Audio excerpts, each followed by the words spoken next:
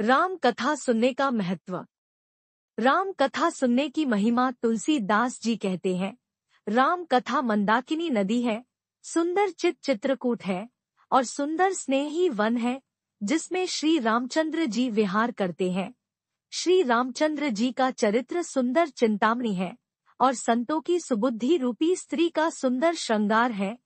श्री राम कथा श्री रामचंद्र जी के गुण समूह जगत का कल्याण करने वाले और मुक्ति, धन, धर्म और परम धाम को देने वाले हैं।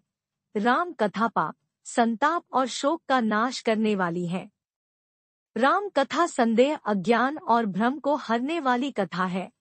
यह संसार रूपी नदी को पार करने के लिए नाव है। राम कथा पंडितों को विश्राम देने वाली, सब मनुष्यों को प्रसन्न करने वाली और कलयुग के पापों का नाश करने वाली है। राम कथा कलयुग रूपी सांप को मारने वाली मोरनी है, अर्थात इस कथा से ज्ञान की प्राप्ति होती है।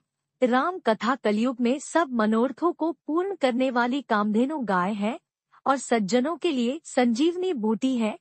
इस संसार में यह अमृत रूपी नदी है। राम कथा जन्म मरण के भय का नाश करने है। राम कथा साधु रूप देवताओं के कुल का हित करने वाली माँ दुर्गा के समान है।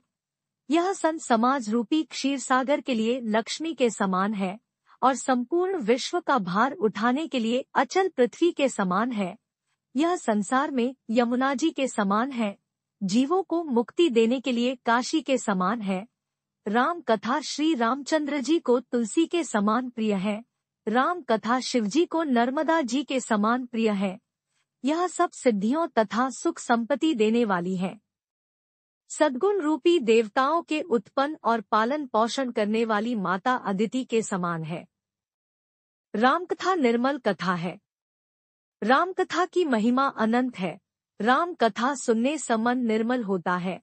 राम कथा संस्कार, मर्यादा और जीवन जीने की कला सिखाती है। राम कथा पापों, कष्टों, दुखों, संताप और शोक का नाश करने वाली है। राम कथा सुनने से प्रभु श्री राम की कृपा मिलती है। राम कथा जीवन के दोषों का नाश करती है। राम कथा संस्कारित जीवन जीने में सहयोग प्रदान करती है। राम कथा सुनने से परिवार में आपसी प्रेम सामंजस्य को बढ़ावा मिलता है।